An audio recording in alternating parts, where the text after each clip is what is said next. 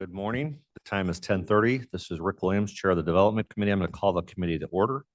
Would the clerk please call the roll? Arroyo, Doherty, Garcia, Garcia here. Iqbal, Linder here.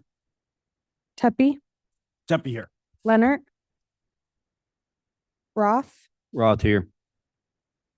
Berman, Williams, Williams present. Pirog.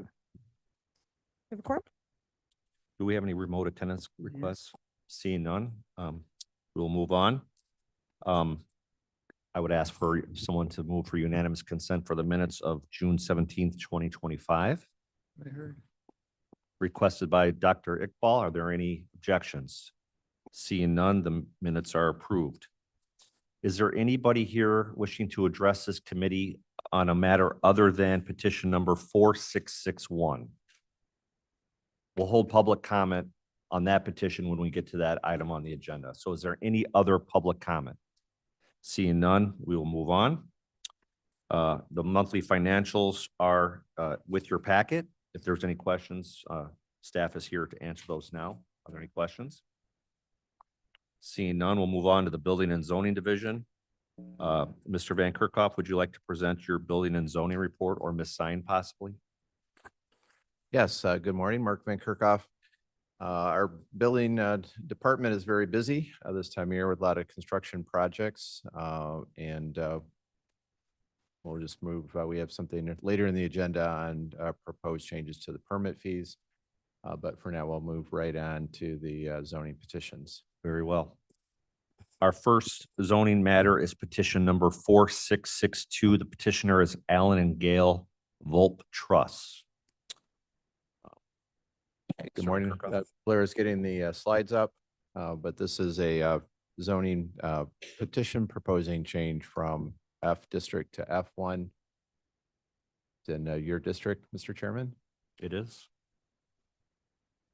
Here it is on the 2040 land use map. It's adjacent to the village of Burlington. It is an area that is planned for agriculture.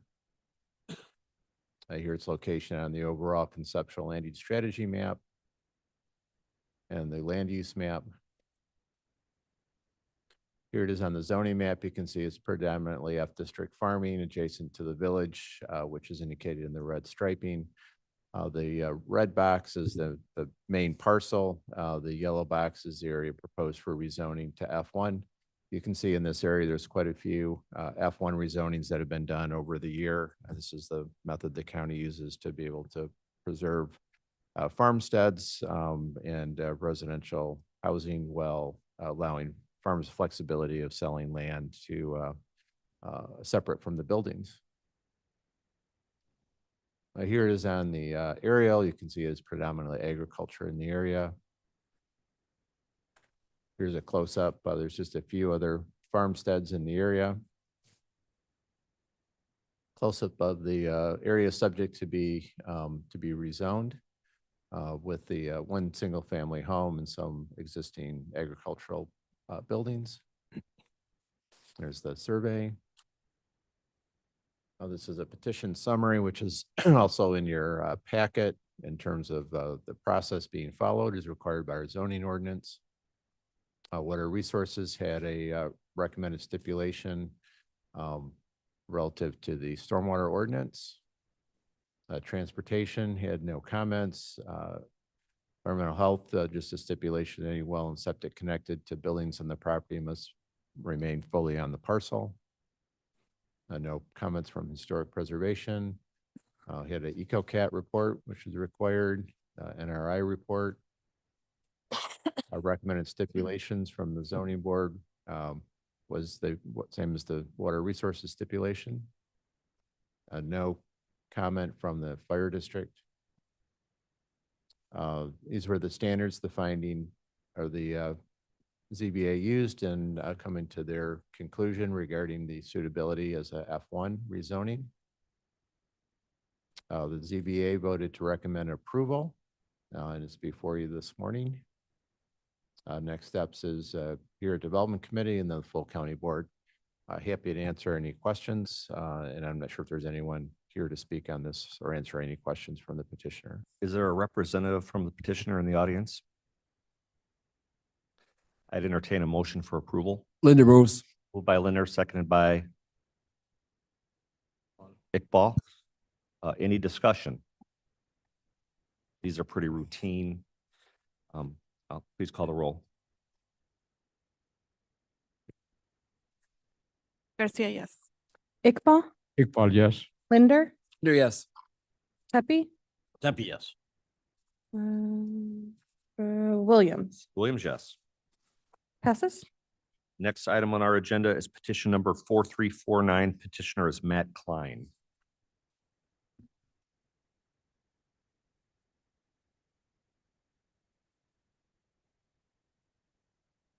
Thank you, Chairman. I'm just waiting for Blair to get the, there we go. Can you hear me? Speak close. Can you hear me now? Better. Thank you. Okay. All right, thank you. Zoning petition number 4349 is actually a minor variance to the original special use permit. That was number 4349. The applicant is Matt Klein. The subject property address is 39 West 130 Plank Road in Plato Township. This is in David Young's district. The applicant provided all of the required paperwork and notice was sent out to all adjacent property owners within 250 feet of the subject property. Here we've got our location map. You can see the subject property outlined in blue there. It's wedged between Highway 20 and Plank Road. We're again in Plato Township and very close to the outside boundary of the city of Eldrin. Here's a close-up of the property. You can see the existing buildings.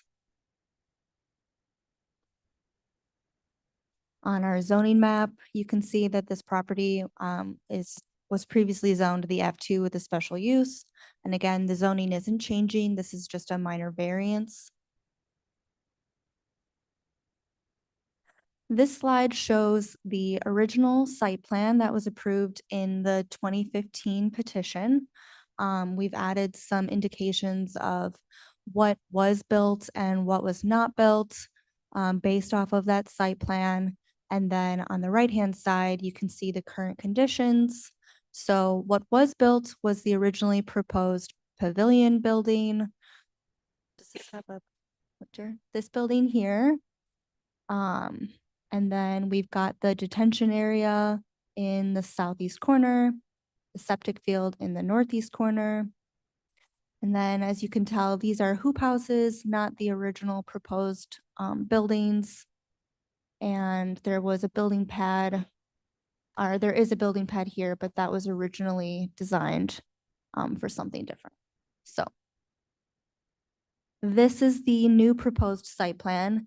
In a lot of ways, this minor variance is just to bring the existing conditions into compliance because over time, the business plan has changed. You know, a lot can happen in 10 years.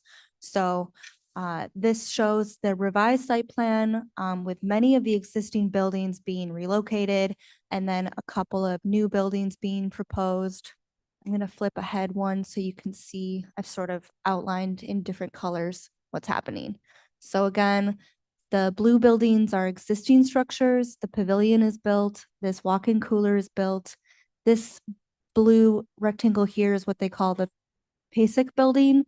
That's actually currently located down here. They're just going to relocate it until the time that they build this future retail building, in which case the PASIC building will be removed and replaced by the purple. These green rectangles indicate the existing hoop houses that are primarily located over here right now and a couple over here. So they'll be relocated in this neat line. And then the red square indicates the new proposed donut bakery and ADA restroom building that we currently have a permit submittal for.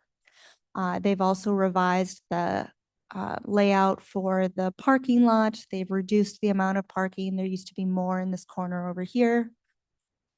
So in a lot of ways, again, We're just doing this minor variance to bring the site into compliance currently and then to better reflect what their plans are now to move into the future. Mr. Klein did provide an updated project narrative for the business operations. It's mostly remaining the same. It's a country market, country garden, proposed business. Not much is changing in terms of what they're actually doing on the property at this time. We did have all of the relevant departments review it. Water Resources indicated that everything that's being proposed at this time is compliant under their existing stormwater permit, so no need for a new permit at this time for stormwater. Transportation reviewed it and has no issues with the plan. Just a reminder that the entrance on Route 20 will eventually be redesigned as a right-in, right-out. And then the Health Department reviewed the project and has indicated that they've already done a plan review for the donut building and everything is in compliance and all the correct permits have been applied for. So because this is a minor variance to the special use, it only goes to Development Committee. This wasn't seen by the ZBA and it won't be passed to the full county board. The decision is with you guys to decide to approve or not, unless you'd like to bump it back to ZBA, in which case they can do a full analysis. Is Mr. Klein in the audience? Would you like to address the board, Mr. Klein? Or the committee, I should say?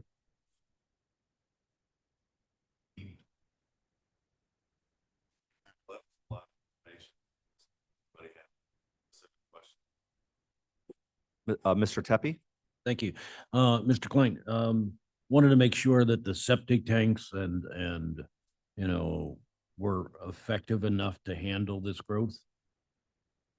Does that septic system need to be expanded or? Septic system design.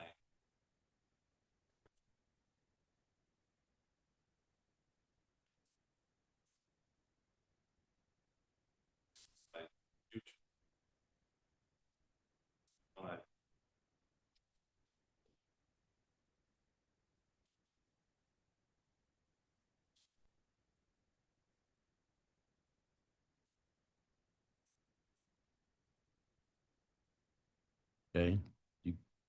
Yes, I can just confirm that the Health Department has reviewed the donut building and the existing well and septic system is compliant.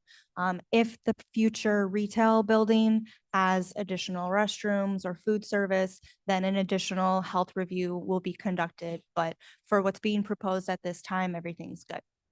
And you're all okay with water runoff and things of that nature, even after what happened last week? Yeah, so that property is unique because two water. And by, so when I original.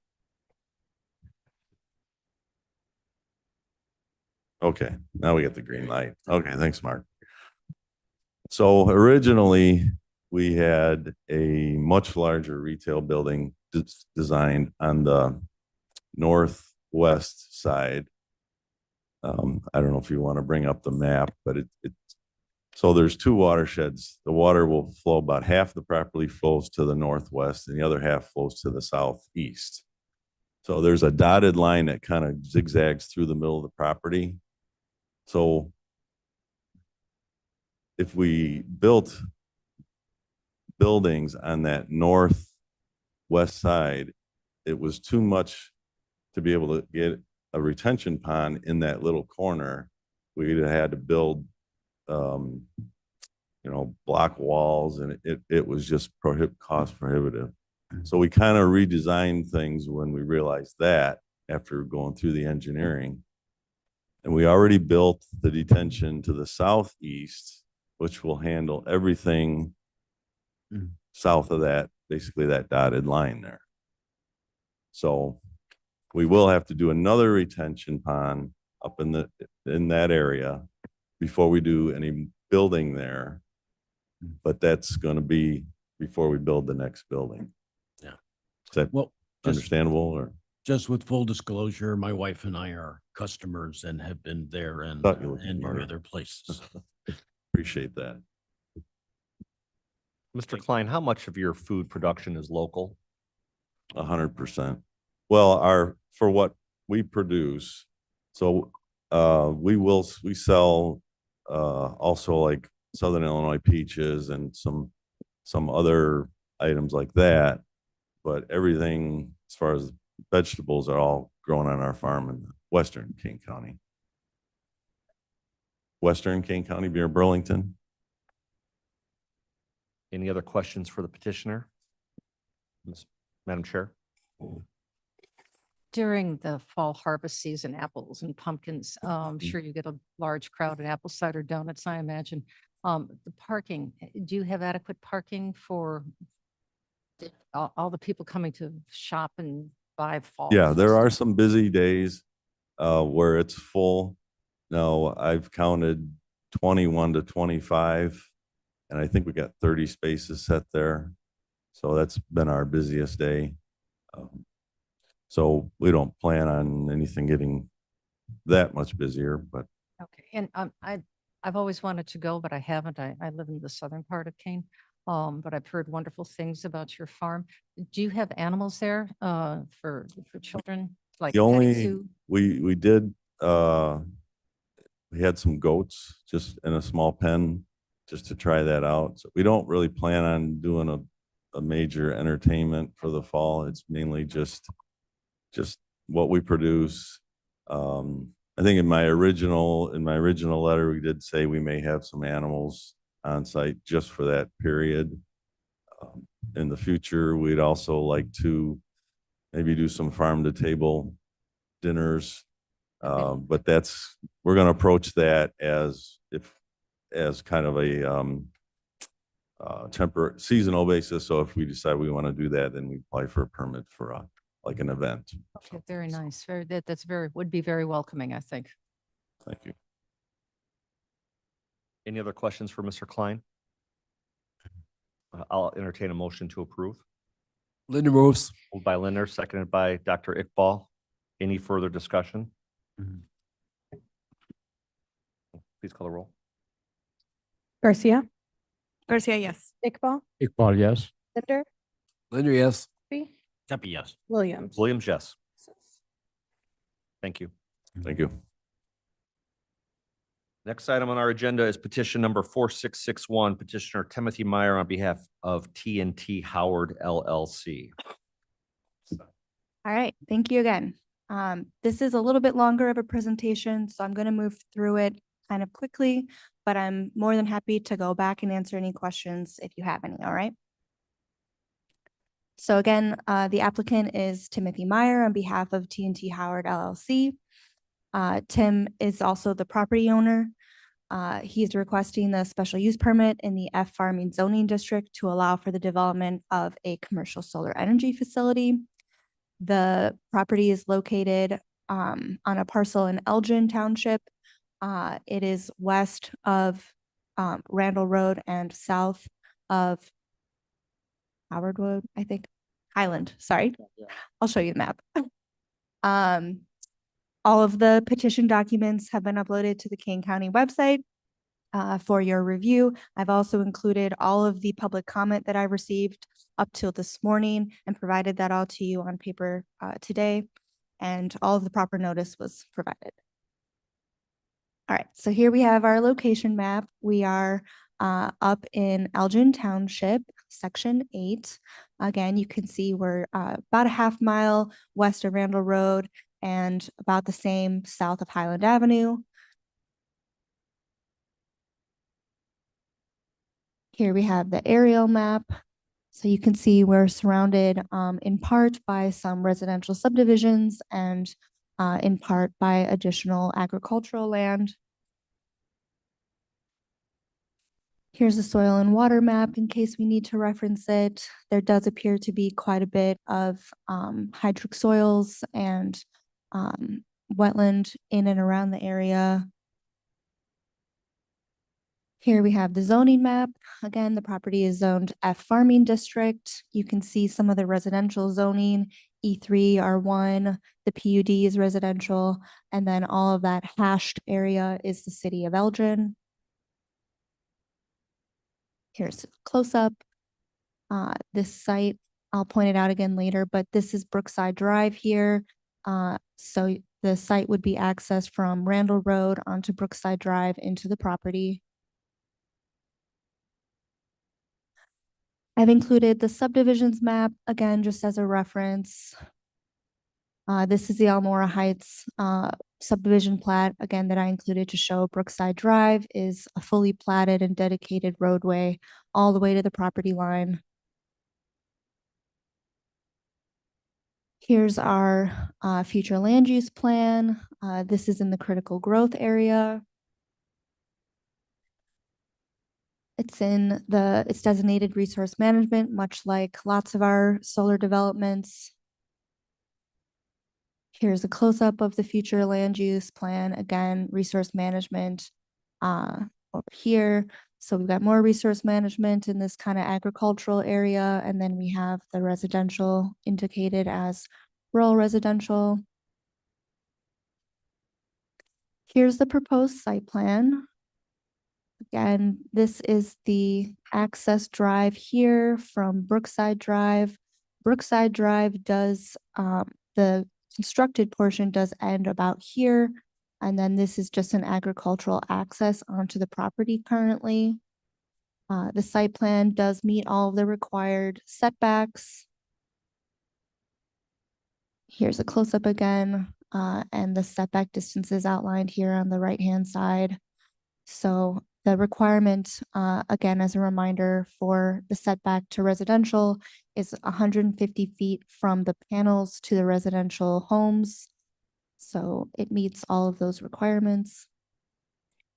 There's also the required fence along the perimeter. I'll show that to you again in the next couple slides. Here's that fence detail. So this is an agricultural fence proposed, much like our other projects. It has to be a minimum of 8 feet. Here's the proposed landscape plan. There is a bit of existing trees along the north and east property lines, but anywhere where there may be lacking existing screening, the petitioner is proposing new screening in compliance with our zoning ordinance. The zoning ordinance does require that vegetative screening be provided anywhere that's adjacent to residential. So as usual, Water Resources reviewed the project. They provided their pretty standard stipulations. I won't read through them, but they cover all the same things that have been covered in past projects. Transportation reviewed the project, KDOT, as well as the Elgin Highway Commissioner. This section here was added as an additional stipulation, just that the site access will be located at the intersection of Brookside Drive and Elmora Terrace. It'll be 100 or 230 feet in length and will be built to Elgin Township subdivision roadway standards. And that the petitioner is required to obtain a temporary and final access permit from the township. The health department reviewed the project and had no comments, as did the Pingree Grove and Countryside Fire Protection District. Again, reviewed, no comments. And just as a note, I did notify the city of Elgin and tried to reach out to them a couple times and did not get any comments back from them, positive or negative. So we did receive the EcoCat report, and that department evaluated the proposed information and concluded that adverse effects are unlikely. The Historic Preservation Office reviewed the project and determined that no significant historic, architectural, or archaeological resources would be affected. This is a snapshot from the NRI report. There is some prime and important farmland on the parcel. It did receive an LE score of 28 and an SA score of 46, with a total LISA score of 74, putting it in the moderate protection category for development. This is some information from the U.S. Fish and Wildlife Service. And then they did review it with the Illinois Natural Preserves Commission. We did receive the required AMA agreement. And if the Army Corps of Engineers is required to review this at time of permitting, they'll do so. So this is a complete list of stipulations, the 12 from Water Resources and the one from Transportation. At the time of ZBA, I didn't have any public comment, but again, I've included all of the public comments since the ZBA meeting on the website and on paper for you today. These are the special use standards. Again, today is Development Committee, and then the project will be forwarded to the full King County Board. And then the recap of the zoning board meeting, they did consider this petition at a public hearing on Tuesday, July 1st, and that meeting was then continued to the 8th to be completed.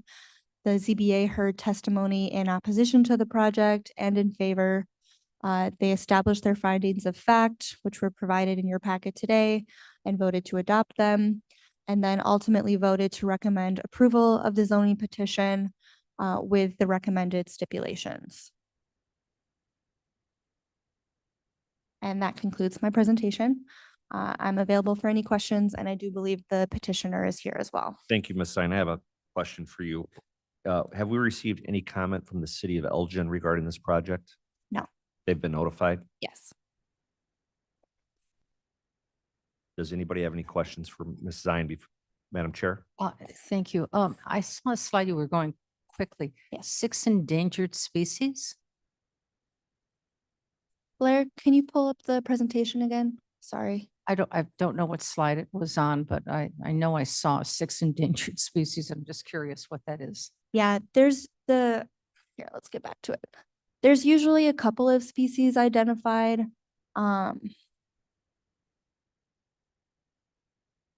Usually Uh, usually always on all farmland, there's endangered animals or insects. Madam Chair, the EcoCat report slide.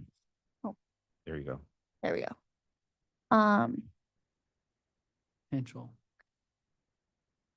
So yes, they did identify potential for 6 endangered species. But then the conclusion for that report said that the immediate surroundings for the project area is actively farmed and do not contain suitable habitat for federally listed species. I can let the petitioner respond to this question as well. I'd rather not speak on their behalf, but I'll leave the slide up here for you to read. That's, we get the bald and golden eagles. I mean, they're. If you could go to slide 19, I would point out the DNR has indicated that they have evaluated this information and concluded that adverse effects are unlikely. So, yeah. Okay, at this point, I would invite the petitioner to approach the committee. You'll be given an opportunity to speak. We will then turn it over to the objectors who will have an opportunity to speak, and then I'll give you a further chance to reply to their comments. So why don't you introduce yourself and state your address? Okay, I'm a little hard of hearing. I'm sorry. Get the mic. Too much for me. Okay. Hello? Yes, what was your question? I'm sorry. Okay, so you're going to be given an opportunity to address the committee. Okay. We will then turn it over to the public who will they'll have 3 minutes apiece to give their comments, and then we'll give you a rebuttal opportunity as well. Okay, very So good. could you state your name and your address and proceed from there? Oh, very good. Timothy R. Meyer, 5 Middlebury Road, Barrington, Illinois, 60010. This is my son, Christian. Thank you. Do you have anything you want to say, or do you just want to answer questions? I guess I would say that in terms of bringing a solar project to this location, Nate Fallman is our farmer. It's an ideal location for solar farm. Currently, the solar plan is built on a south-facing hill that has a lot of erosion issues. It's poor soil. And Mr. Fallman has stated a few times that, Tim, we need to do something else other than farming this particular part of the farm. And also over the last few years, I've owned the farm about 8 years.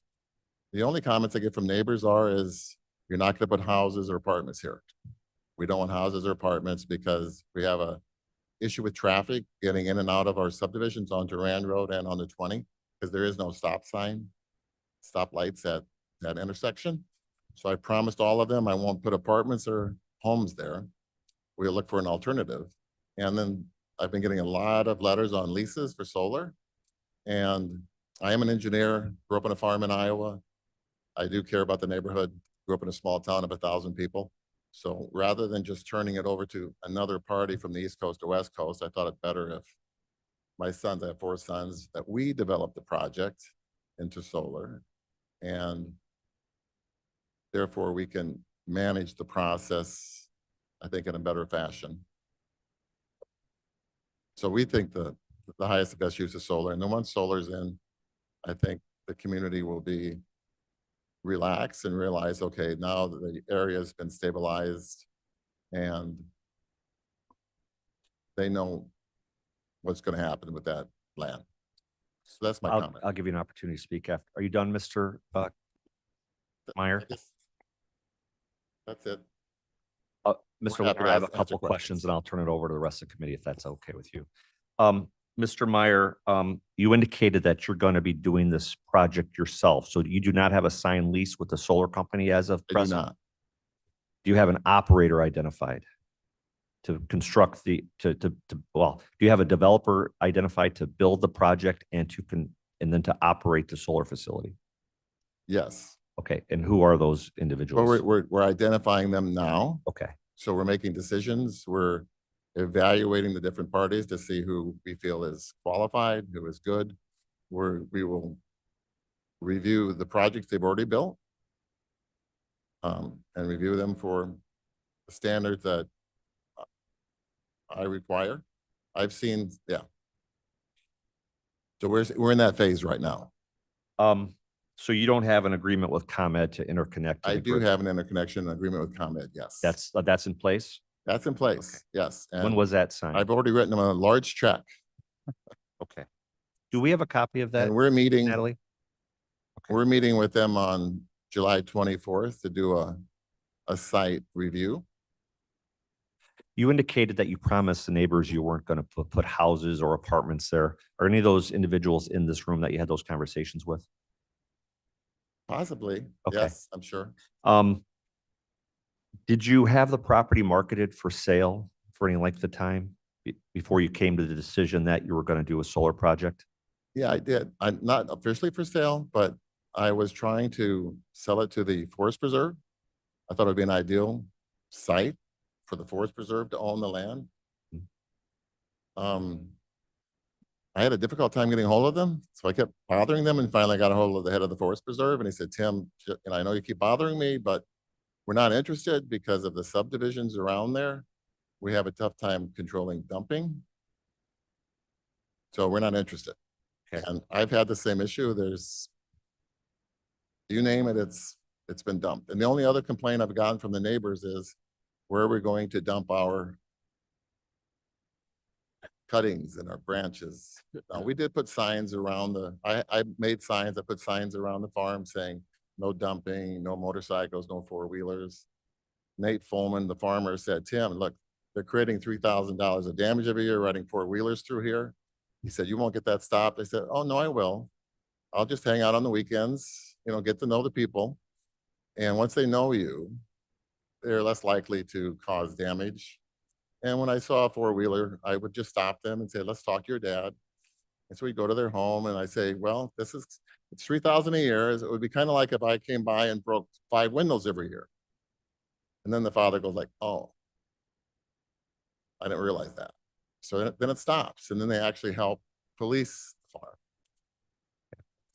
Mr. Linder, I know you had some questions. The floor is yours. Thank you. You own the entire farm? Do you own the farm, the whole farm? Yes. Okay. This piece you're cutting kind of in half of a 49 acres piece. So is the farmer going to continue to farm that remnant that's there next to this? The rest is farmed, yes. Okay. And will continue to be farmed, yes. Do you have future development plans for the farm? You see it being in agriculture for the rest of your days? I do not. No? Thank you. Any other questions for the petitioner? Mr. Tepe? Thank you, Mr. Chair. I'm a bit concerned that this has been approved without having a solar company that can specify what panels they would be using, that can specify the fact that at the end of the term of the agreement, those panels will be properly disposed of, that they've actually done interconnects, and I assume you have not ever done any of those? Speak into the microphone a little louder. Vern, louder in the microphone. Do I need to repeat that? Please, yeah, repeat it. I can barely hear. Let's see if I can remember. Okay, I'm a bit concerned that typically we have, when we have a solar farm here that's been proposed, we have people that have done this before that can specify the panels that they will be using, that are able to attest and have a plan for disposing those panels when the time is up, okay? That have done interconnects before, okay? And in addition to that, I don't want to give you too much to do it to respond to it one time. I'm kind of surprised that ComEd has agreed to the interconnect without having those kind of things in place. So I'm concerned that this was approved without having that in place by the board, by the panel of review, and I'm concerned about the fact that you've never done this before. Okay. Great questions. I am not as concerned. I'm 66 years old. I have a long and distinguished career working. I'm a grew up on a farm. I have a chemical engineering degree from Iowa State, worked for Amoco Corporation for 13 years in chemical plants. I have a patent on a reactor, polypropylene reactor. I've designed and managed construction projects at the chemical plant and refinery in Texas. They brought me up to corporate, spent 13 weeks throughout the entire company, managed the Canadian sales territory and Western New York sales territory for Amoco Corporation. Brought me back in, spent 4 years in health and safety and toxicology for the entire corporation. I received a MBA from the University of Chicago, worked in finance, worked in Wall Street for 4 years, started a firm in finance back in 1996. So I have extensive knowledge in managing projects. It is new, it's different, but there's always a first for everyone. I'm enjoying the process. I've also designed and installed terraces on a couple thousand acres that I own in Iowa and Illinois. I design my own terraces, and I've also put terraces on this farm because a lot of the early terraces that I built in southern Iowa on hilly ground would wash out. So I met with the NRCS department and I said, how do you design your terraces? What rain events do you design them for? Well, they design them for 2-inch rains. I said, why do you do that? We often get 4-inch rains because we're trying to stretch the dollars. Okay. So the other thing they tend to do is that when they build a terrace on a hill, they tend to put the terrace down the hill a little ways, but those wash out and then you wash out all the terraces. So I redesigned the terraces for 4 to 5-inch rains. I put the top terrace at the very top of the hill because that's the most important water to capture. None of my terraces wash out. So typically, my motto is when you build it right the first time and you never have to touch it again. So I apply that to this project. I site visit, I walk through, I talk to the electrical contractors, the installation contractors. I'm on site. Where a lot of the bigger companies, they stand behind a large name, a lot of the upper managers have never been on site. They're more of the money individuals, money people, but they're not out there. They're not walking the site. So they really don't know what's going on at the site. You know, I replaced all the windows in my house. I used Canadian lumber because it has small cells. I had the Amish in Iowa build them. They were put in 20 years ago. The paint is still on the windows. The original windows on my house, Georgia pine, large cells, they rot out. They rotted out in 11 years. So I apply engineering and the fact that I own the property. I make sure it's done right. Now, I have seen some sites out here, talk to a electrical contractor, and he said, Tim, this is ridiculous. I've given 2 small wires to wire this up, but the combiner boxes only have 1 connector. How do I do that? I can't do that. But the manager's never out here on site. So I said, why do you have 2 wires? He goes, they had it in inventory. They wanted to use it. It was cheap. So now I got to either replace the wire or replace the combiner boxes. So, and also they used older panels that weren't bifacial. They didn't have anything on the bottom end because they have to be in inventory. So I'm not going to turn my project over to that kind of management. When I build it, it's going to be, we're going to have the right equipment, we're going to have bifacial. I will determine what goes in. When I build housing projects, I buy the material, I hire the labor. Because they might swap out oak with pine. Once they have a contract, then generally a contractor's goal is to maximize profit. So if they can cut a corner, they will. Thank you. Anyway, that's my Thank you. belief. That might happen Mr. in Tepe, 50 you have a follow-up question? So I hope that answers your question. But if it doesn't, I don't question your ability to have done certain things in the past. My key question related to the fact that you have never done this. Okay, you've never worked with solar. You've never installed another solar installation. I'm not comfortable that we have staff that would be able to oversee the fact that this was done properly. And I didn't see anything in here that said that there would be oversight on the fact that this had been managed properly. Am I wrong with that? Well, this is the zoning entitlement process for a solar project. So it basically the zoning gives him the potential then to do a solar project. As our other solar projects, they still would have to come in for permitting with the detailed plans and specifications for the actual design and construction of the solar panels, as well as the related site work for So, the so land. whenever it's been presented before that I've seen it, it included the zoning change as well as the planning.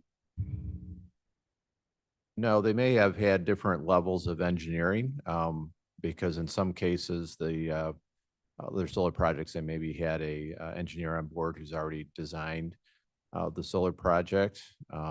Several of the projects that have been approved that had that level of information along with their petition had since sold their lease or rights to the project to another solar company. So the person who is entitled the project has not always been the company that actually applies for the permit for the construction and operation of the project.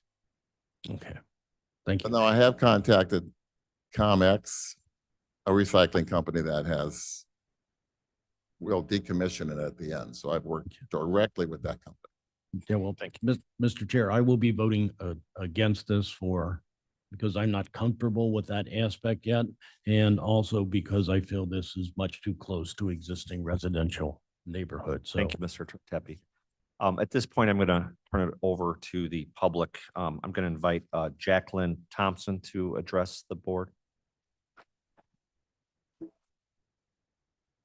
You can have a seat, sir. You'll have another opportunity.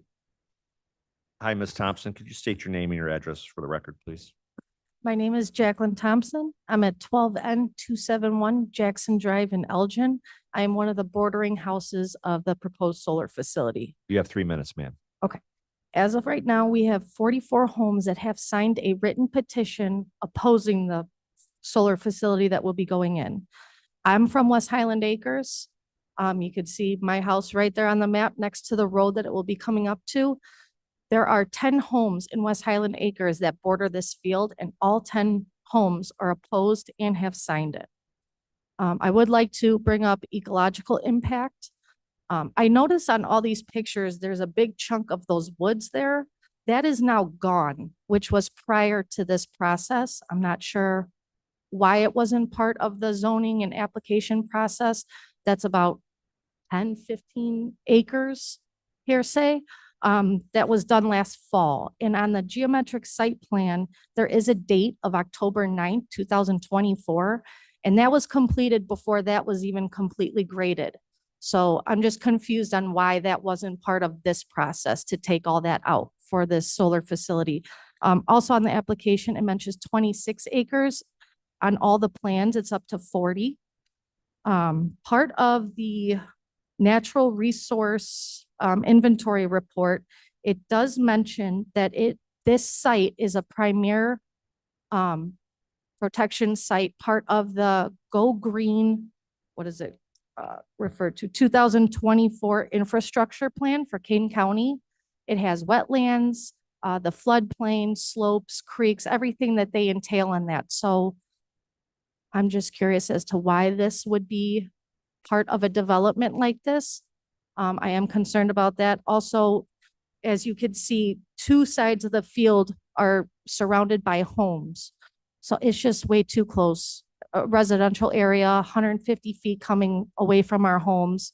I'm not comfortable with it personally. I don't know if you guys would be, if that was coming outside your windows. It's not a brownfield. It is currently agricultural, which is part of the Grow Green 2024 infrastructure plan. So I'm just hoping that it stays that way. So that's it. Thank you. Thank I'd you. also note, we have received your comments or in our package, and there's been another handout this Okay. morning. So All right, thank you. Ms. Thompson. The next speaker is Ken Kosh.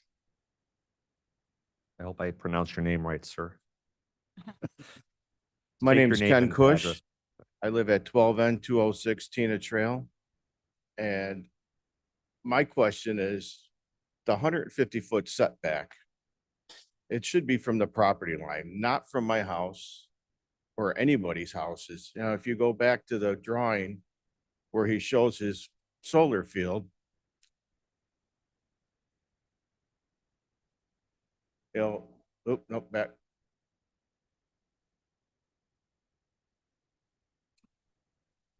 Yes, right there. Oh. So all these right here should be cut off if he gets this, you know, just to keep this away from our houses, you know. And then he states that he's met with ComEd. I know for a fact it's a 39-page contract with ComEd, and they request every information on every nut and bolt you're using to put the solar field in, you know. And he just stated that he has none of that information to them. He can't even bring that up to you folks. You know, he's dreaming this whole thing up. So, you know, I'm totally against it. And then all the studies have been done in farm fields that have no residential. They have one farmhouse in there. This is in the middle of a residential subdivision, you know. So, you know, you have 10,000 motors at a whisper. You get 10,000 people in here whispering, and that's going to make some noise. So, all right, thank you. Thank you, sir. Our next speaker is Bruce Wright. Mr. Wright? Good day, sir. Please state your name and your address for the record. Name is Bruce Wright. I'm at 12 North 268 Jackson Drive, Elgin. You have 3 minutes. Okay, I got a lot here in 3 minutes, so I'm gonna try to shoot through this stuff. We have a few concerns. We've been talking to quite a few people in the neighborhood, and this is some of their concerns as well. We just found out that they're proposing another solar farm right behind us as well too. So that means I'm right on the corner of it. So we're gonna be totally flanked by two different solar farms, you know, if both these proposals go through. We got this one here, the 4661, and we got another one, Sunvest CSG Wilson School Solar LLC that's proposing to build one behind the property. In which we just found out about that on July 7th, 2025. The subdivision is zoned for rural, it's zoned for rural residential, and the residents are worried about their safety and health and general well-being. The proposed solar facility is 150 feet from West Highland Acres subdivision and the Elmora Heights subdivision. Solar fires can occur and can spread to our homes quickly. There was a solar field in Lily Lake on 7/2021. It's gonna be number 2200993. The solar facility should not have been placed on that land already zoned for A1 rural use. As far as I'm concerned, these solar fields should be way further back, not that close to our homes. It should be at least 300 feet back. Also, I got another concern that, with these panels being put up, everybody out there is on well water. One of these things break and get into the ground, it can poison all of us. Those things contain, what we got in here, lead and cadmium. It's not something I want to be drinking, and neither should anybody else. Let's see where we're at here. Of course, I'm worried about our property values going down. There haven't been any impact studies done recently on how that's going to affect our property values. This should have been done way prior to this. We were also researching the plants that were going to be put on this thing around the fence for the fence cover. We got here all the trees for screening that T&T Howard LLC are proposing are toxic to animals. We got the Fat Albert spruce that breaks down into cyanide. We got the common lilac, which is toxic to rabbits, sheep, and dogs. I got 2 big dogs that live next to that field. We got the limelight hydrangea, that's toxic cyanide. The prairie crabtree toxic, that's cyanide poison, and the limelight hydrangea, that's toxic as well. So that's something we're concerned about as well. And I got one more thing here too. Let me I know my time's out here, but another thing that concerns us, this zoning was kept down to, was kept on the down low. The letter from T&T Howard was supposed to be mailed out on the day of the zoning application that was submitted to the county.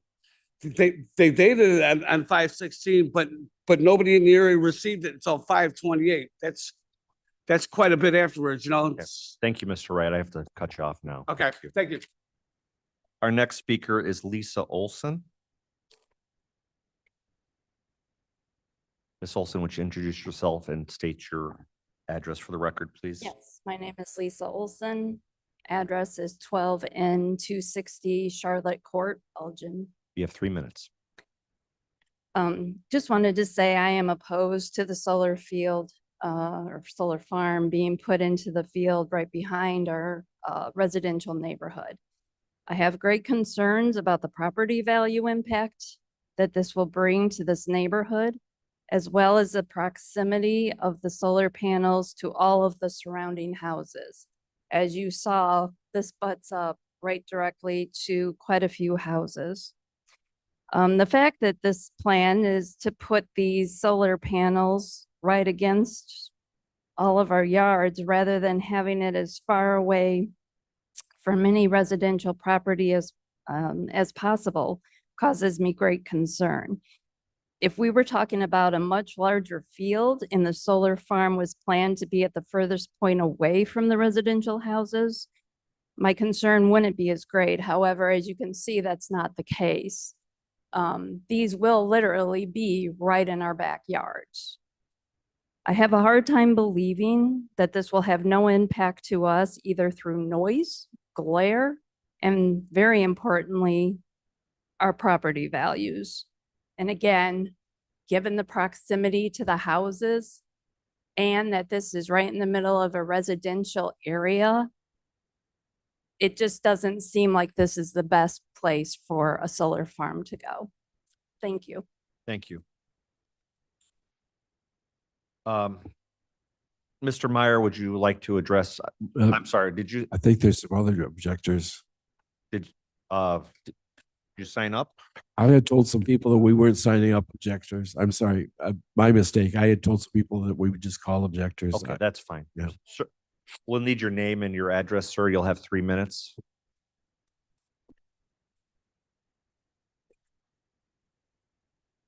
Okay, okay. My name is Michael Cummings. I'm at 12N286 Close to the Westview. mic, close to the mic. Microphone, There you sir. go. Okay. Thank you. Hi. Gotta lift it up right in front of your Okay, mouth. there you go. Is that better? Yes. Okay. Hi, my name is Michael Cummings. I live at 12N286 Westview Street. And the concern I had is that with the picture showing the forest there being dated from October, I just looked back at some pictures that when I took walking around the neighborhood that shows that there was fire and burning of the forest there in November 2nd. And a lot of people were complaining of that last year. And if the plaintiff had mentioned about not being able to farm the land, it hasn't even been 1 year since if there was any farming attempted, that was for that primarily being farmland around it. Why wouldn't that have given more of an effort to take time to farm the land versus just burning it and then putting a position in to have the solar built? And that's it. Thank you, sir. Ma'am? Mhm. Is there anybody else who wishes to address the committee? Okay, you'll be our last speaker, ma'am. You could write your name down on that sheet of paper with your address, please.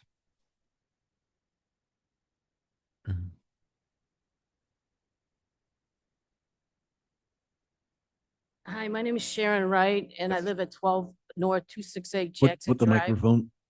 Sorry about Right that. there. Thank you. Jackson Drive, and our property is right next to the field, the proposed site.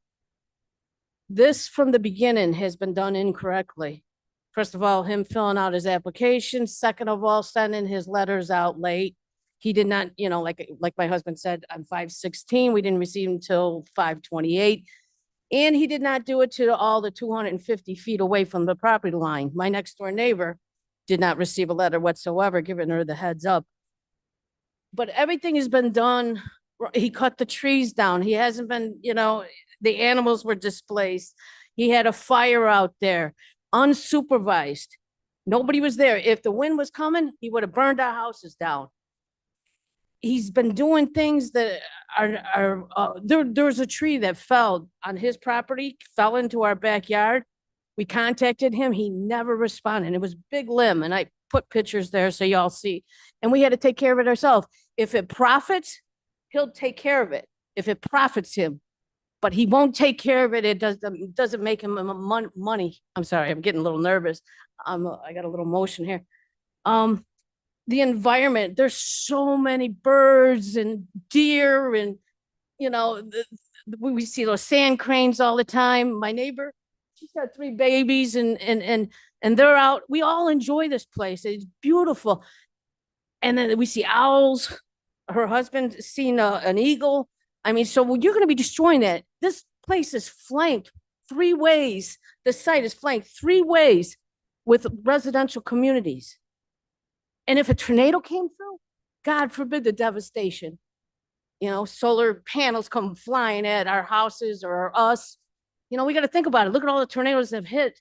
Just last year, 4 tornadoes hit in Kane County. I'm ashamed that Kane County hasn't done a study. They're going to be putting multiple solar farms over by us. We need to do a study, an impact study. And I'm ashamed that the Pingree Fire Department had no comment. There should be studies on it. What about when he decommissions it? You think he's going to be around when he decommissioned that place? We should do a study on that. He's going to take it, make money, and get rid of it. And the bill is going to be on the Kane County people, taxpayers. So I am totally against this. I hope you all take a good look at it before you make your decision. Go take a view of the property. Go take a ride. Go take a ride through it. And you'll be like, wow, nice, beautiful. And I hate to see that being ruined. Thank you. Thank you for your time. Thank you for your comment. Mr. Meyer, I'll give you a brief rebuttal if you'd like to say anything to the committee. You don't have to. It's your option. Okay, please keep it brief, though. No, thank you. Appreciate all the comments. There is always a lot of fear when something changes, but I am in the community and we'll take care of it. The neighbors to the north and to the east, there's like 6, 7 homes that met with them last weekend. They want the project. And they want to know what's going to happen to the area. They don't want homes and other things. I have a question for you. Yes. Where is the access to the property? So where would emergency access be? Brookside Drive on the southeast corner. This is it's the no- private drive, I'm sorry. and then it They'll connects. have to redo that so the fire truck can get in. Yeah, That's in here. okay. All right. Thank you, Mr. Meyer. At this time, I would entertain a motion for approval. Moved by Dr. Iqbal, seconded by Sonia. Sonia Garcia. Discussion. Mr. Chair, Yes, Mr. Leonard. I need maybe from either the attorney or Mr. Van Kirkhoff some, because this is so different than what we've done before. We're talking about a zoning or a special use permit for something that doesn't have plans, doesn't have a contractor, doesn't have, you know, the real specifics that we get when somebody's building a solar field. Are we able to give the special use permit and still they would have to come back to us for permitting for the, when they get all those details together, or? So this committee, our purview is the use.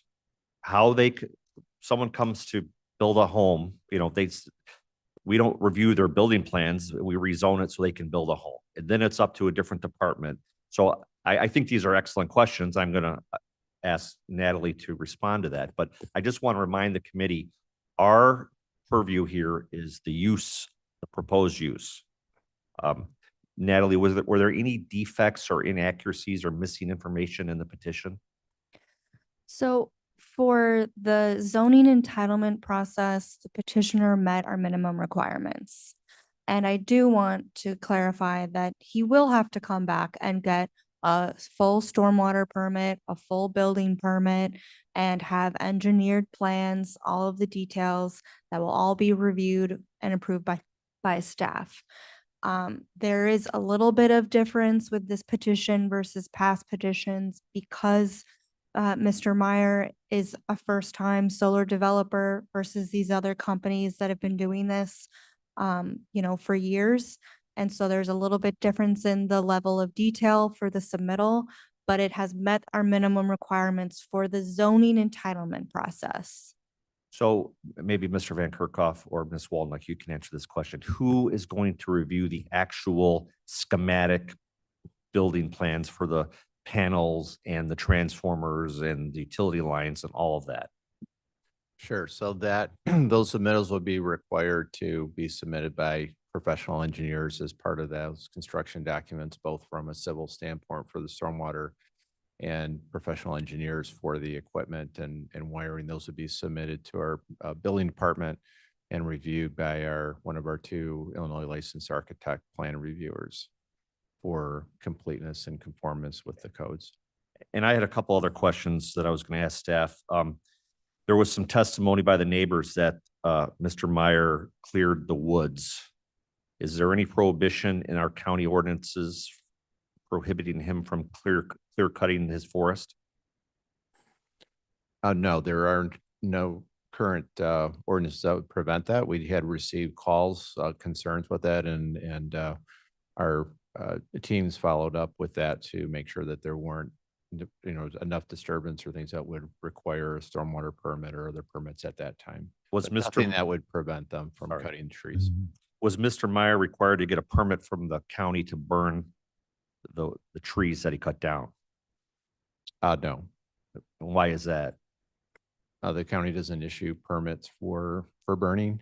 Okay. There are restrictions. The plantings that are required by someone constructing a facility. I heard some testimony by Mr. Wright that some of those plantings might be toxic to certain animals. Do we regulate what plantings go under these panels once they're constructed? Ms. Walnick? I believe the plantings that were being spoke of being toxic are the screening plantings, not the plantings that are going under the panels. We do review the plantings that are going under the panels for the sake of stormwater runoff and to ensure that they take a root.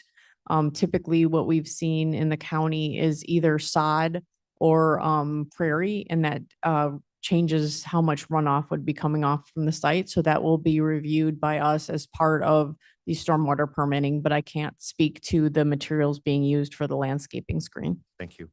And the last question that I have is, the 150-foot setback is measured from the house, not from the property line.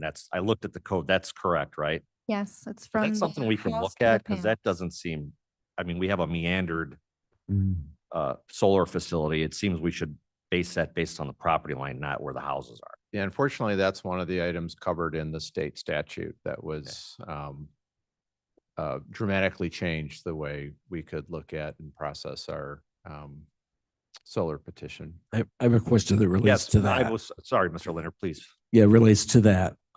So they build it and the homeowner decides he wants to put on a room addition. He can't come within that 150 feet now because was the setback? Good question. I don't know the answer to that. Yeah, my understanding that it's a setback requirement for the proposal and construction of the solar facility. It would not be a prohibition on a homeowner at a future date expanding, as long as they're within the setbacks and requirements on their own property. That would be an elective. And I know, Mr. Leonard, our last meeting, you had mentioned that perhaps we should look at our screening requirements, and Are we working on that?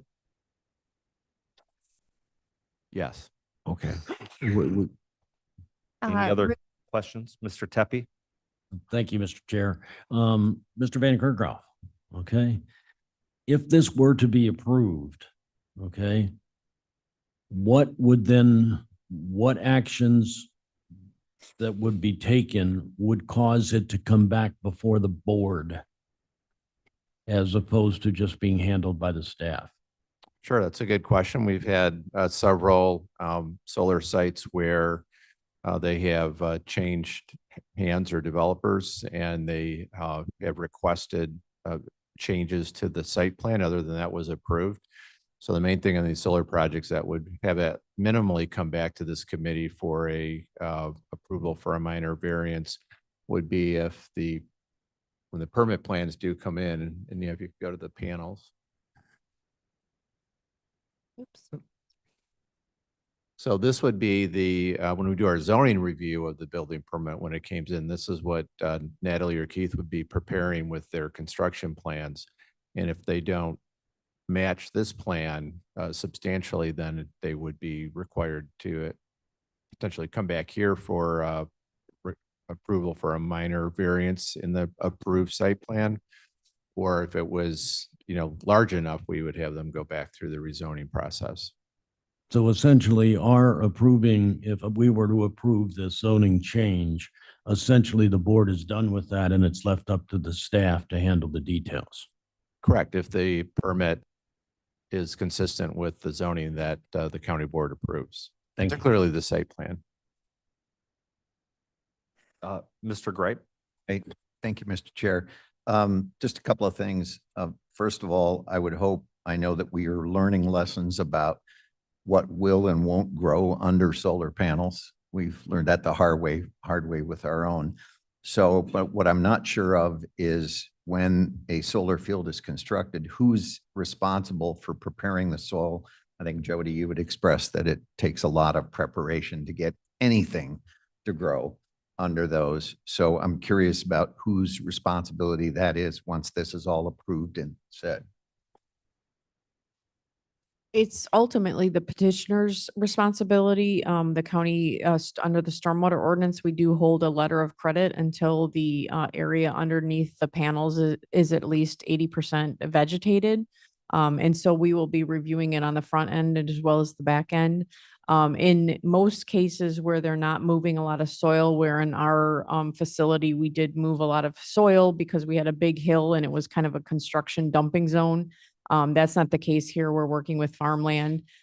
We are encouraging all the petitioners to pre-seed now as that is becoming much more successful and what we're seeing out there. And our department will be doing a survey of the existing solar fields to report on that as well. Okay, if I may, Mr. Chair, Yes, one Mr. other Gray. thing.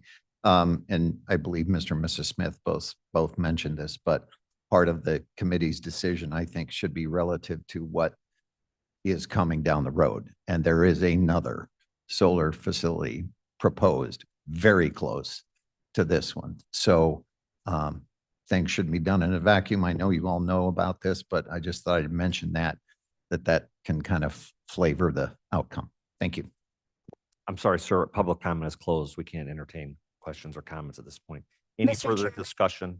Sorry, Ms. can I make Miss- 2 clarifications? Sure. So one is, I know a member of the audience mentioned that somewhere on one of the plans, it might say up to 40 acres, but I want to clarify, that may be written somewhere on the plans, but what is being approved for zoning is what is within that fence perimeter shown on the plan on the screen right there. So while the property is larger, the project cannot grow without coming back before the board.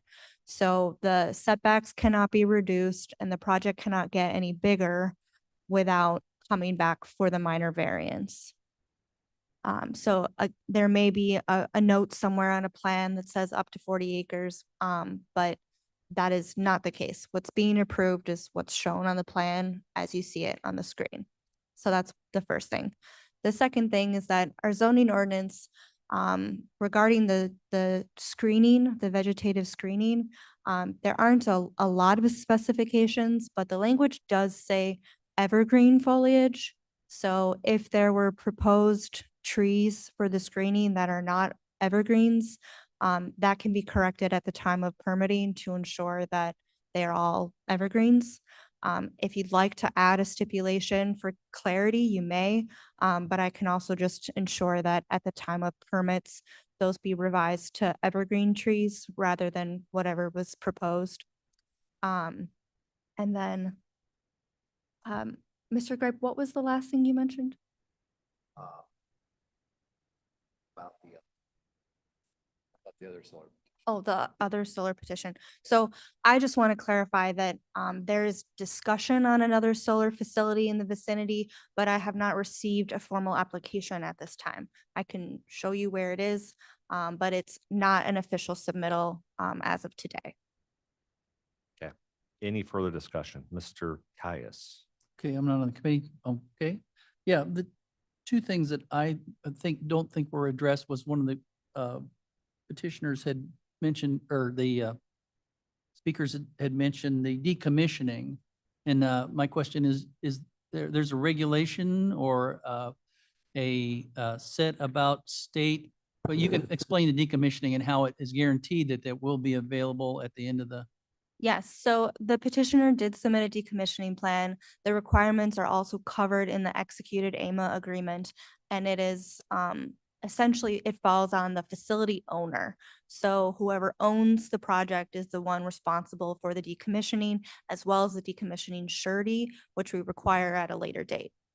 And the assurity you're talking about is The bond. a bond Yes. that's set out and required that won't go away.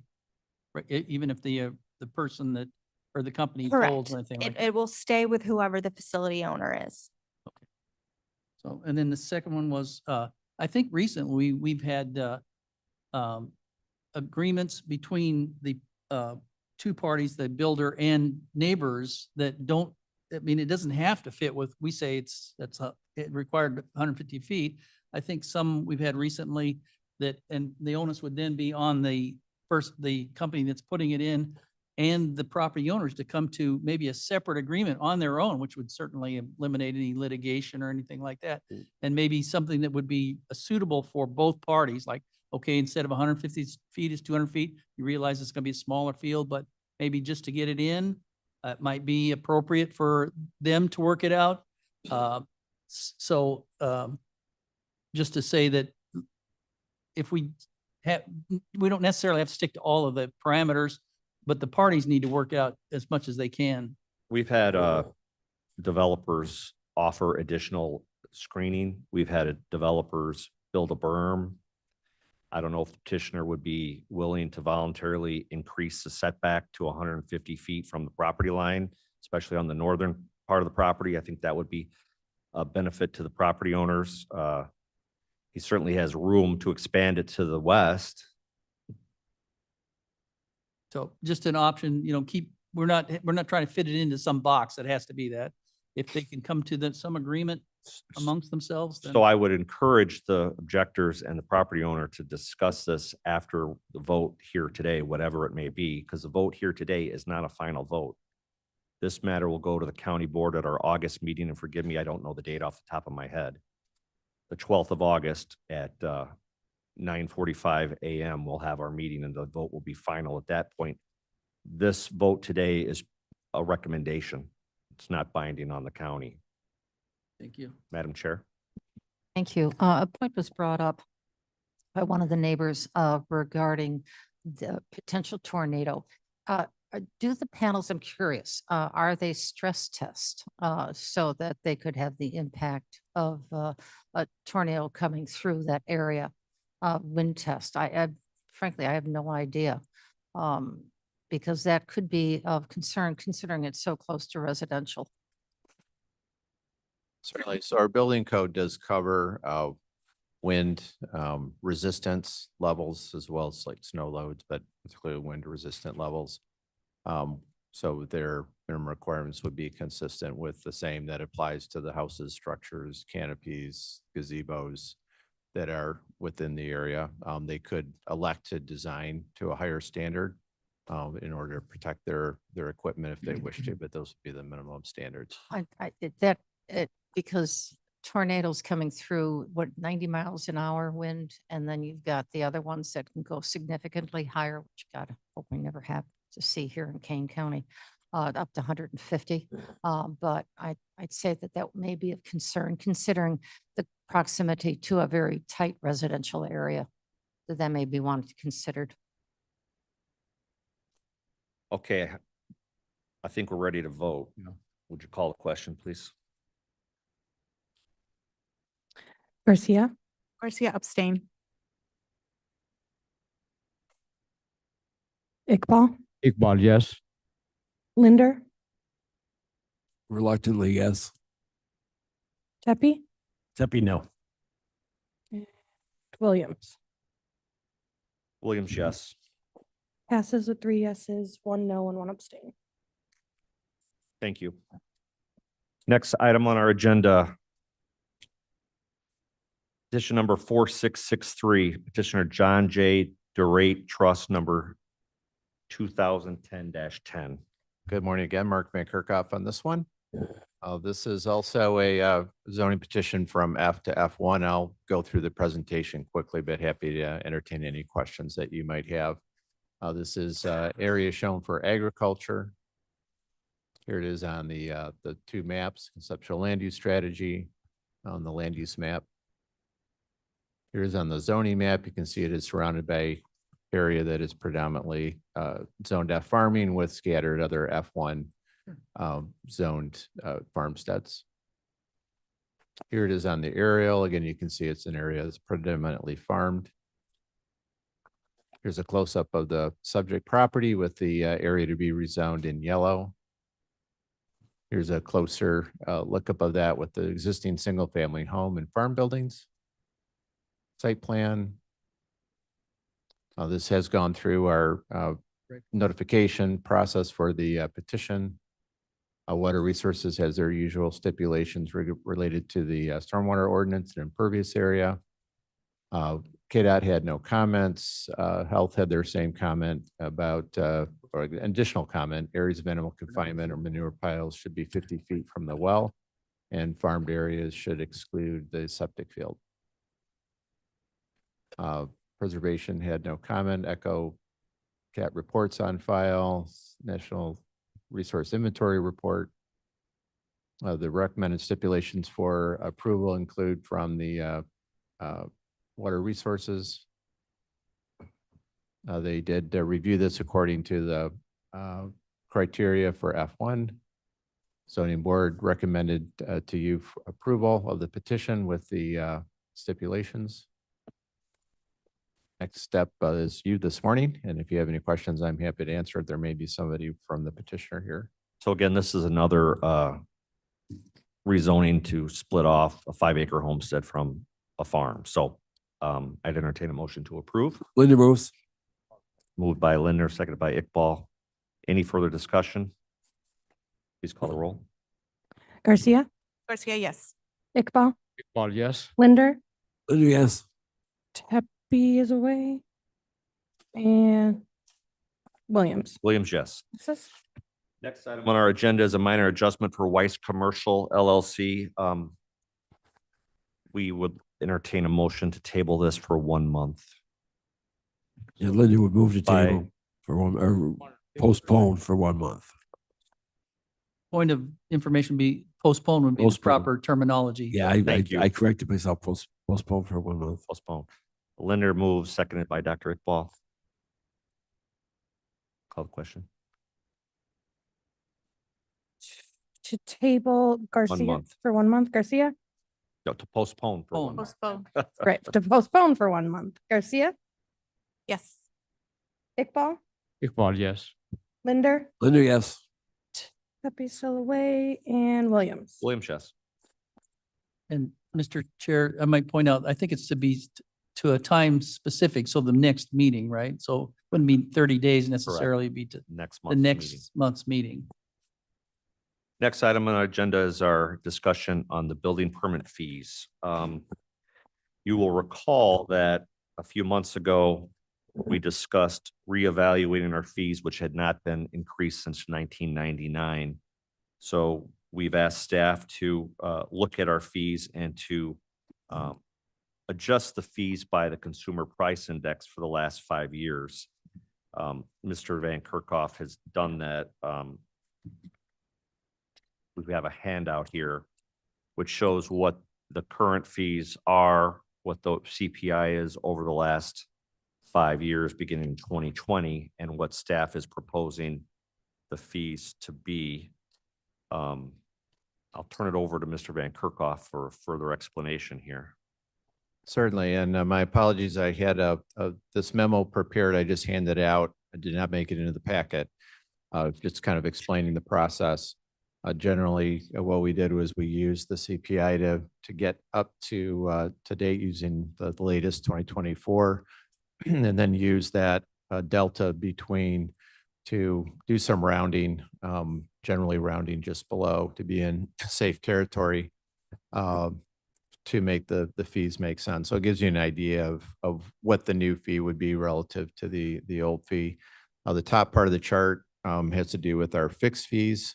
The bottom part of the chart has to do with our fees that are related to either the height of a tower or the square footage of a new home or an addition, in terms of what those square foot or lineal height fees would be.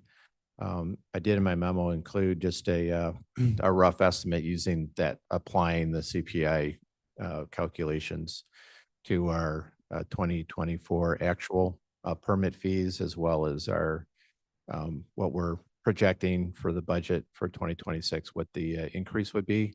So we're estimating to be somewhere between 300,000, 350,000, depending on, what kind of activity we get for building permits. So I'm happy to answer any questions that you might have. The next step would be to actually prepare the resolution needed to amend the county building permit fees. So one of the things I had asked Mr. Van Kerkhoff this morning or late last night rather, was applying the new fee structure, what would this generate? So as you can tell on the first page of the memo, if we use 2024 actual permit fees, that would result in an additional $294,000 in revenues to the county. Mr. Van Kerkhoff is projecting 2026 fees to be $350,745 in additional fees to the revenue to the county. What's nice about raising revenues this way is that the people who are impacting staff are paying the cost. It's not the rest of the county residents, which I like. And as you all know, we're going to have tough conversation here soon on our budget. So this would offset any requested budget cuts from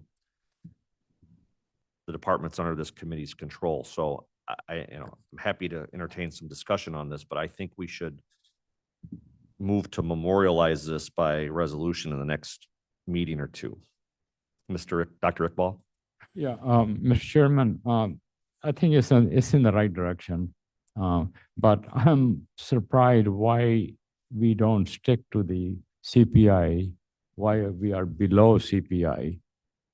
If we take 2024 CPI, for example, the very first one, it should be 183.94, and if we add 25, it could be 190, close to 190, but we are setting it below that to 180, and I think this trend goes on down the line. So is this intentional, or is it? I'll let Mr. Van Kerkhoff address that, but I would note there are various ways one can calculate CPI based on region. And Yeah. so, Mark, what did you do here? Yeah, certainly. And I'm certainly open to changing the approach, but you pretty much described that accurately. We arrived at those numbers.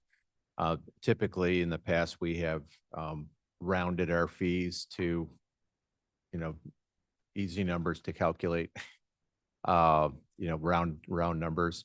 So in this case, I took the approach of rounding just slightly down, as opposed to either being exact or, rounding up to what a 2025 CPI might be. I mean, I feel like our state's attorney did give us their advice, that our opinion, that doing so using CPI was safe territory for us to do for the building permit fees in this case. I'm not sure, but I could ask them how they would feel about, an increase with a projected or estimated CPI for 2025 if we were to go above what the 2024 CPI, calculations would to show. So we certainly could go up a little bit. I'm not sure, what basis the committee would like me to use to do that, or if the committee wants to be in, what I'm referring to myself, safe territory by doing any rounding to be just under what that calculation would be. Well, Dr. Iqbal, I understood your comment to be that the rate of CPI used in a given year is too low. Like, for instance, 2020, the CPI increase was 1.14, but did you have a different number for that year? No, I did not question the I did not question the numbers. I just questioned when it stopped at 2024, did not account for 2025. Oh, I see. So, Okay. So if we project something, it should be a little bit more than 180. But Yeah, I see that don't- it's a conservative number, what we are doing. I mean, is there a way for us, I don't know if you can do this or not, is there a projected CPI for 2025 that's publicly available now? I don't know. I can check. I don't know when they come out. I assume they come out with 2025 sometime in 2026. So the Bureau of Labor Statistics does a monthly report that includes to date. I guess I would ask Google it. our two lawyers sitting in the room what their thoughts are about this. Mr. Ford?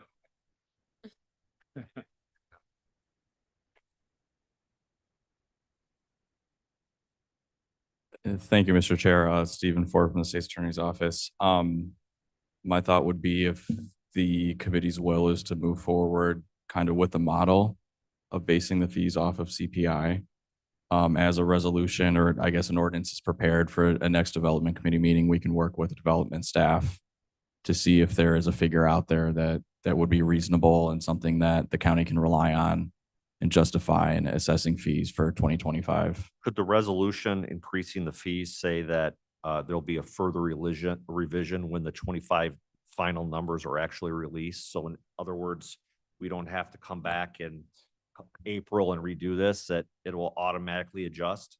Yeah, we could look at to language that may effectuate that intent and see if it's something that legally the county can do. And if so, we'll work with staff on incorporating it. Any further discussion or questions? So our direction then is to work on a resolution. Is everybody in consensus on that? Okay. Yeah, if you could present something to the next meeting, that would be helpful.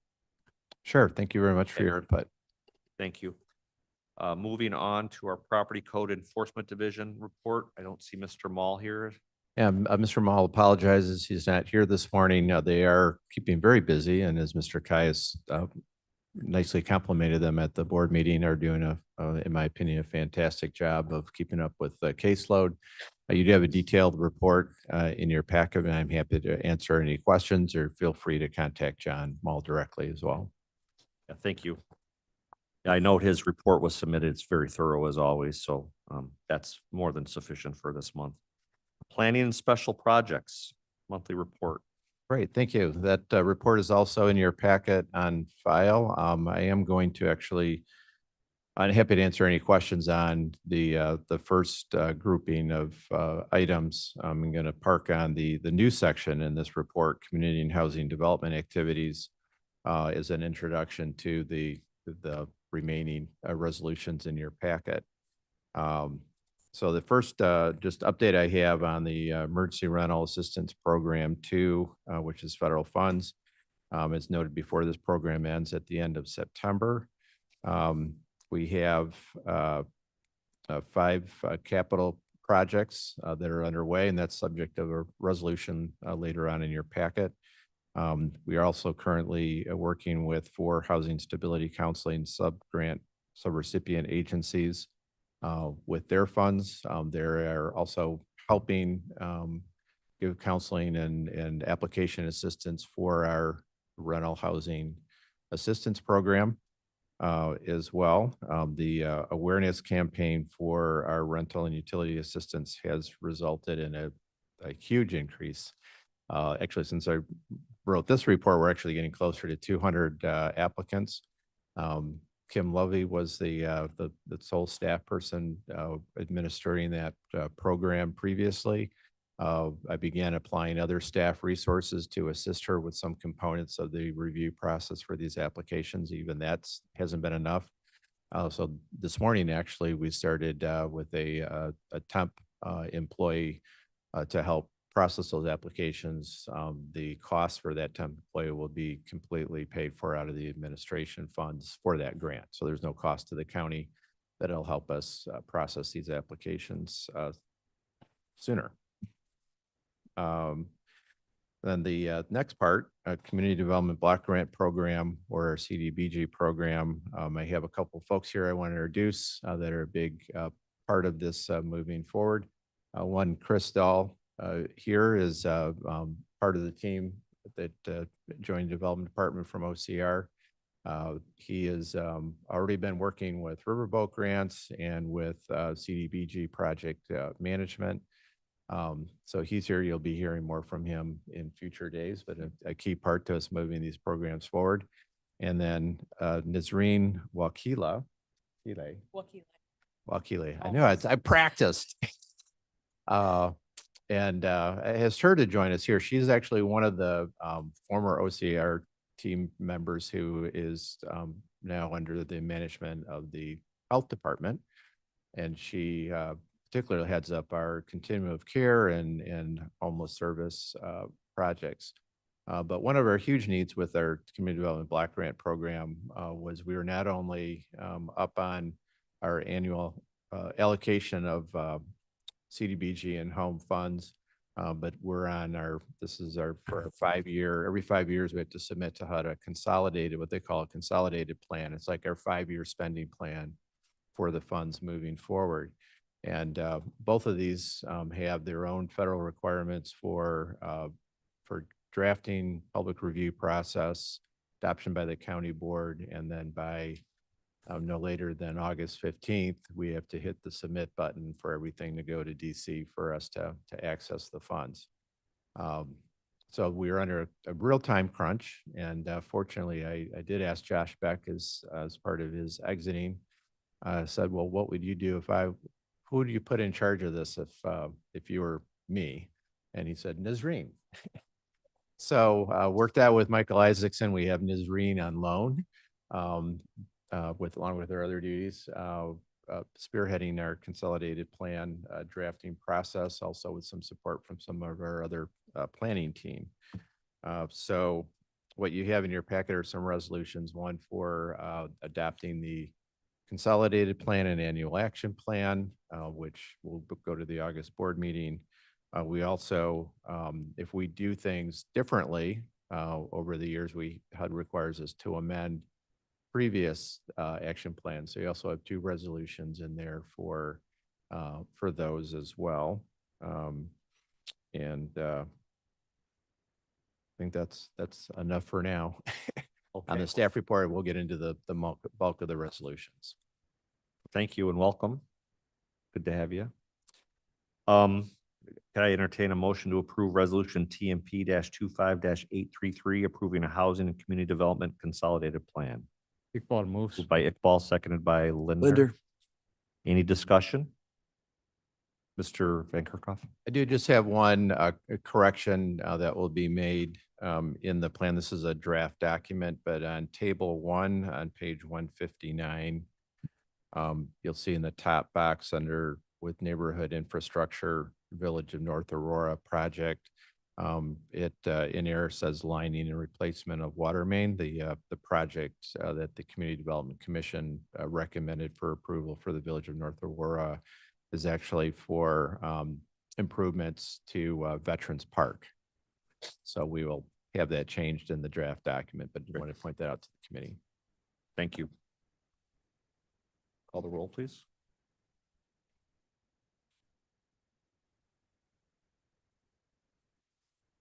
Garcia, yes. Iqbal, Iqbal, yes. Linder, Linder, yes.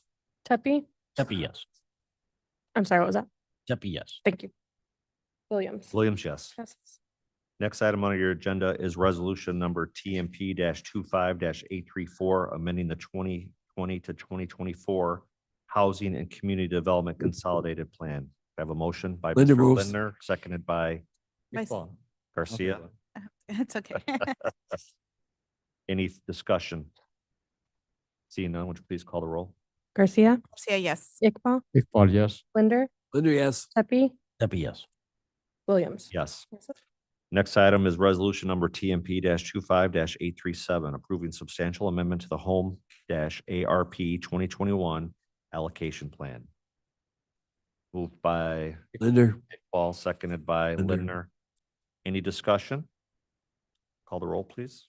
Garcia, Garcia, yes. Iqbal, Iqbal, yes. Linder, Linder, yes. Tepe, Tepe, yes. Williams. Williams, yes.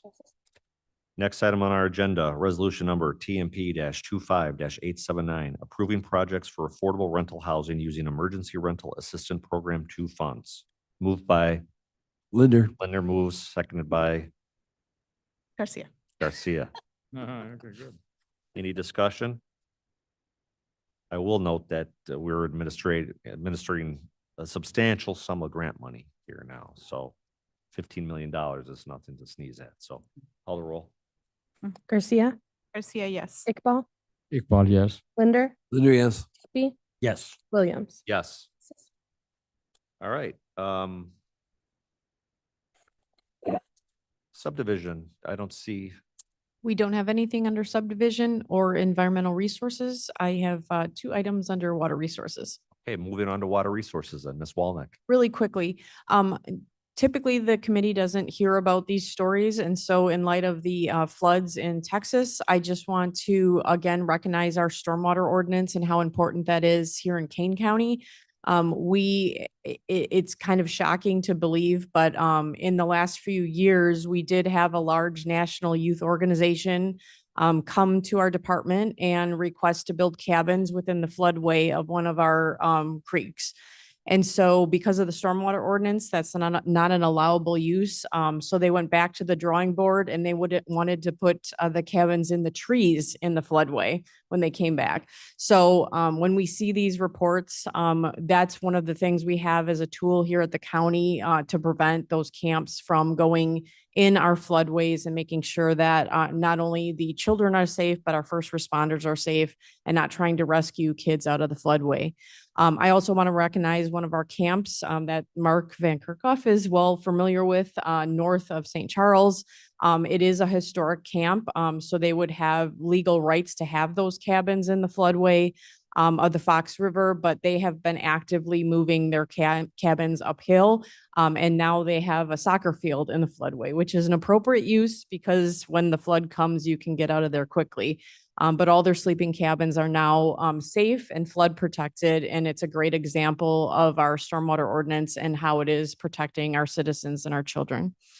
The other item is our stormwater fees. I am still working on that. They are a little bit different than the CPI. We're actually looking directly through the ordinance. We have to use the salaries of our employees that are actually reviewing those fees. So it's a little bit more complicated, but I'm hoping to have at least a draft for next month. Thank you. Thank you, Ms. Wolnick. Any questions for Jody? All right. Does anybody have any new business? Seeing none, we'll move on. I ask for a motion to place the reports on file. Linda would move for unanimous consent to place the reports on file. Any objection? Seeing none, the reports are placed on file. Executive session, I believe we need to review our closed session minutes. So if we could excuse some folks, please.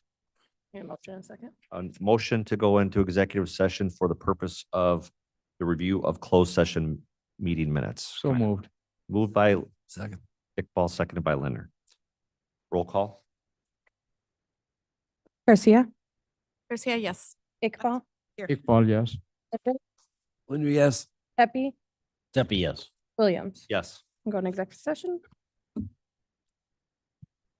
All right, everybody joining us in the closed session from online, or if you're on your computer here in the room, please accept the invite for the closed session. Is that fast enough, Brett?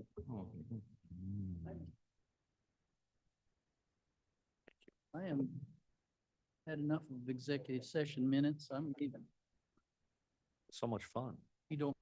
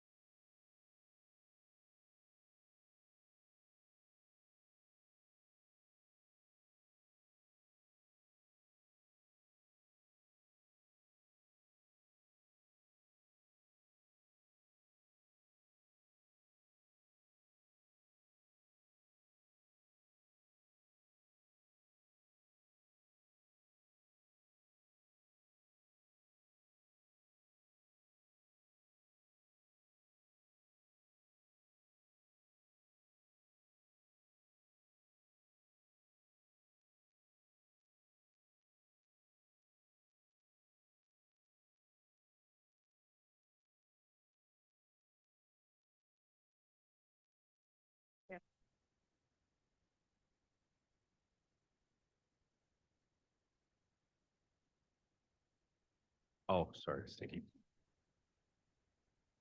All right, you are in open session. Would the clerk please call the roll for attendance? I sure can. Here we go. Okay.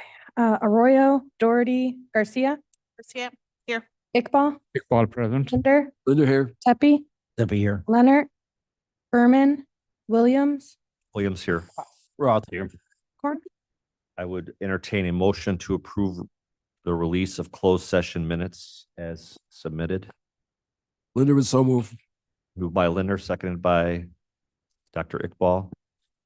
Roll call vote, please. Garcia, yes. Iqbal, Iqbal, yes. Linder, Linda, yes. Tepi, Steppy, yes. Williams. Williams, yes. Make a motion to adjourn. Motion to adjourn by Dr. Iqbal, seconded by Lindner. All in favor, say aye. Aye. Aye. We're adjourned. Thank you. Thank you.